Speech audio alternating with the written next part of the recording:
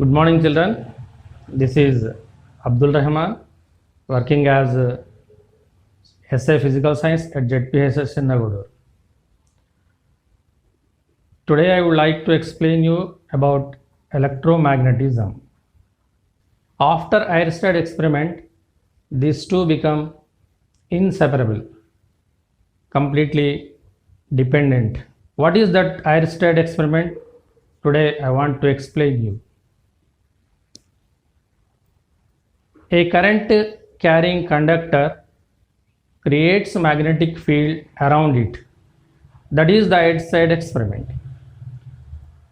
To prove the Eirsted experiment, we will take a simple circuit, that is having a battery, key and connectors.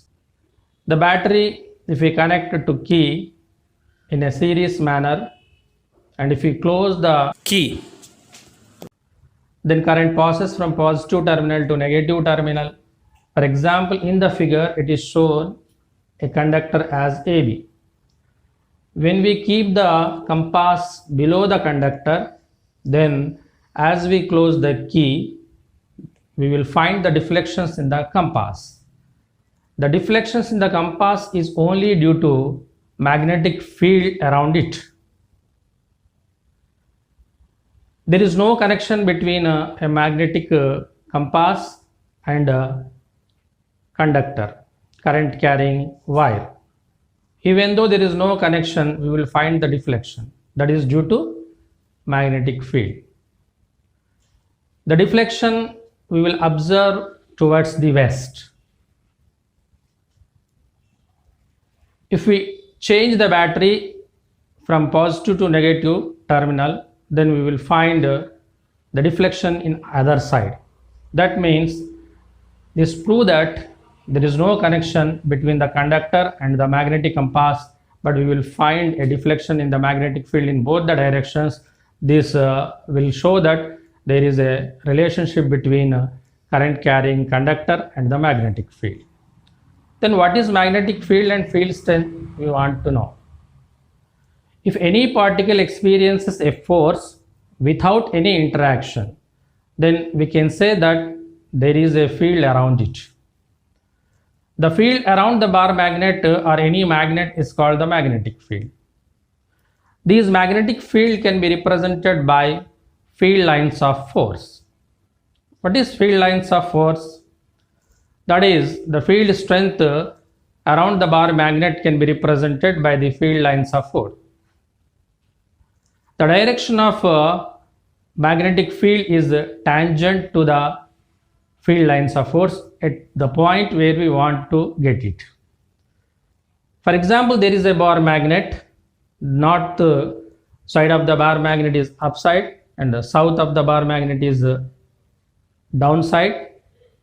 If we keep the compass above the north side, then the north direction we have to point out and shift the compass to other side. Like that, around the bar magnet, if you rotate, move the compass with the different directions, we will find dots of the north directions, and you add all those north directions, they will give the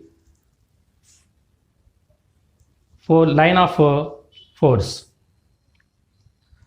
Like that, we will draw all the lines of force. These lines of force starts from north direction and enters into south direction.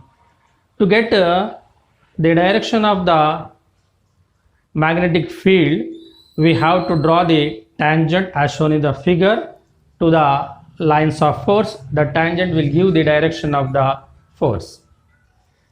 The magnetic force is represented with the lines of force around it. There are two types of fields. One is uniform field and another one is non-uniform field. What is uniform field? That is, if we see the figure, all the lines are in a equal distance. The spacing between the line is equal, and direction is also in one direction.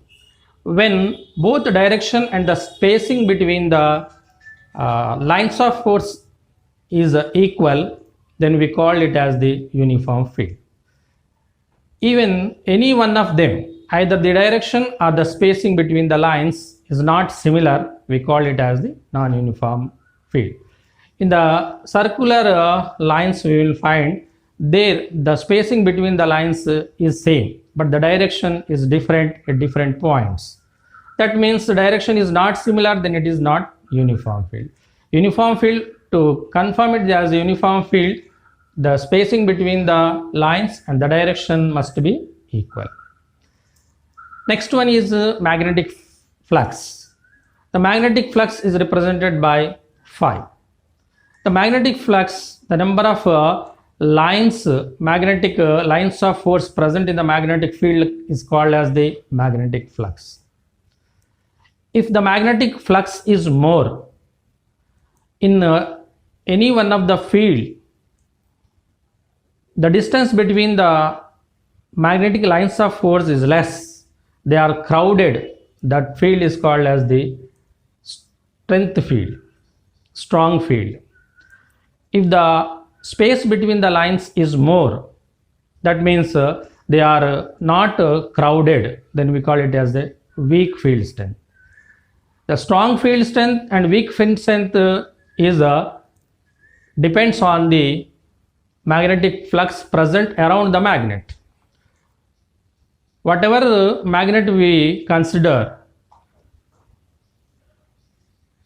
depending on the crowdiness of the lines of force is decided as the strong and weak magnetic strength. In other words, this magnetic field strength or magnetic flux density, it is denoted by B, can be considered as phi by A. The phi is the magnetic flux, A is the area which we choose in the magnetic field. The magnetic flux units, SI units are Weber and CGS units are Maxwell. Similarly, magnetic field strength units are Weber by meter square. The Weber by meter square is named as Tesla. Tesla, that is SI unit, CGS unit is Gauss. 1 Tesla is equals 10 to the power of 4 Gauss. To calculate the value of magnetic flux, we have to take area in the magnetic field. Now the specific area, if it is perpendicular to the magnetic field, then its area vector will be considered as A bar. The magnetic field direction is B bar and the area vector is A bar. Then the magnetic flux phi is equals to, can be calculated as B bar dot A bar. It is actually phi is equals to B bar dot A bar into cos theta. But when these two are, when we have taken it as the perpendicular 0 degrees, when it is 0 degrees, the area vector direction and the magnetic field direction both are in the same direction, then it is 0 degrees, then it is 0 degrees, cos 0 is equals to 1, hence phi is equals to B bar A bar. When we take area with an angle to the magnetic field, then you draw the normal to that area, that is called as the area vector, and this area vector is with an angle to the magnetic field direction, that is B bar, and there is an angle B bar and A bar. Now phi is equals to B bar A bar cos theta. With this formula, we can calculate the magnetic flux or the other relevant physical quantities which are involved in this formula. Thank you very much.